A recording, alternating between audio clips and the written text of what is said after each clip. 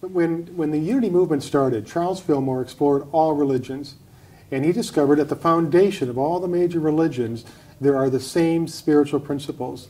It just as the religions evolve and grow, different ministers and rabbis and priests all try to make their mark in that particular denomination, and so they dogmatically assert what their feelings are. And so the tree goes from the roots of spirituality to branches that oftentimes are a long distance apart from other religions. So in Unity, Charles Fillmore decided to keep the theology of unity to those 5 principles that can be found in every single major religion. And the first is there's one power and one presence in the universe. And that means that there's God. God is it all. And it's in all of us. I got that part. It's in all of us. That's absolutely true.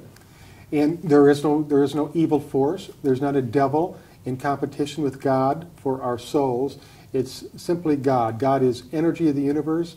God is the life force itself. God is the nature of the universe. God is not an old man sitting somewhere off in the far distant skies on a throne waiting to zap us if we do something wrong. God is not a person, but God is the energy of the universe. You can go to a star in the furthest reaches of this universe, and that star has an energy within it which is exactly the same as the energy that lies in the atomic substructure of our being. It is everywhere present. It's not only in you, it's in me, it's in between us. We're immersed in it. First principle, there's one presence and one power in the universe. The second principle is that presence is within you and it's within me, and that means that it brings to us certain spiritual attributes, like love, for instance, or faith, or intelligence and knowledge and consciousness, power. We have all these attributes that this life force gives us, and we have to do nothing in exchange. They're a gift. We're the receiver, God is the giver. Now, as a receiver, we aren't fully aware of the full power of these attributes. We sometimes think that we've run out of love because we don't feel very loving, when in actuality it has just been some sort of an obstacle has clouded our attribute of love. But it's all there, it's all within us. The third principle is that our thoughts create a reality. And this is oftentimes misconstrued by people. And they think that if they're driving down the street and somebody runs into their back end, that they caused that by their thoughts or their consciousness. You know, for the most part, we don't create the situations and circumstances in our lives. You know, life is an activity. It's been flowing for 14 billion years. It's going to continue to flow. Life just happens. What we create is our emotional experience of it. Sitting here right now with you, Chip, I'm creating the experience I have as a result of the thoughts that I pull together in regards to how comfortable I am and in how this might play out. I'm creating my experience, you're creating your experience, and we're here in the same room doing the same thing, but our experiences are different. The fourth principle is that when we come into this world, our minds are pretty much blank, like a brand new computer that's never been programmed.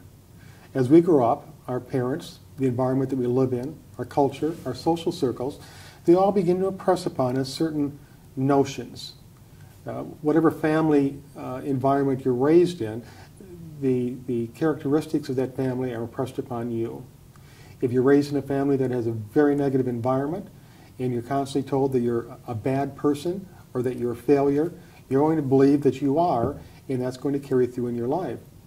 If you're in a very positive family that's to think positively, you know, take on problems and challenges with confidence, then that's the kind of person you're going to become. But the beautiful part about it is, once we're 7 or 8 years old, our belief system that's primarily been given to us by the world around us is set. And so we use that as a compass, so to speak, to guide our way through life.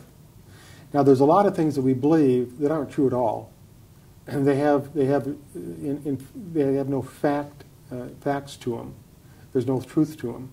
But we believe them to be true, and so we act as if they are, and that creates situations and circumstances in our life that aren't easy, that aren't comfortable.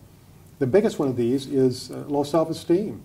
Almost everybody I know has low self-esteem to some degree. And that baffles me. Why would we ever step outside of ourselves, reflect back on who we are with disdain or rejection? Of the billions and billions of species in this world, humans are the only ones that do that. And every time we do that, we cause ourselves pain. We cause ourselves suffering. We come to think that we're unworthy in the eyes of God, so to speak. So on the spiritual path, we have the option to change this belief system that we've been given. When we move into situations and circumstances that are very difficult or painful, cause us to suffer, we can take a good look at that and say, what is it about this that I don't understand? There's something here that just isn't ringing true. Because whenever we feel that deep emotional pain, it's usually in regards to something that is not the truth of the matter. The fifth principle is the easiest way for us to change our belief system is through prayer and meditation. And I like to describe it like this. Think for a moment that it's 5 o'clock, you're driving down the interstate, everybody's getting off work, and there's a huge traffic congestion. People driving very fast, some people are driving reckless because they want to get home. You're in the midst of that, in the center lane, and you want to get over to the left lane so that you can make your exit that's coming up. Very difficult thing to do, a very fearful thing to do. But nevertheless, we manage to do that and we get home. Now imagine yourself on that same interstate at 3 o'clock in the morning, where cars aren't bumper to bumper. You might have a mile ahead of yourself or a mile behind your car where you have plenty of space, and it's easy to make your exit when the time comes. Well, it's very like meditation. As we go through the day, our mind operates at a very, very fast pace. We think about one thought per second for the 18 waking hours that we have each day. Very difficult to do. That's like a traffic jam in our minds with thoughts and feelings and perceptions and attitudes.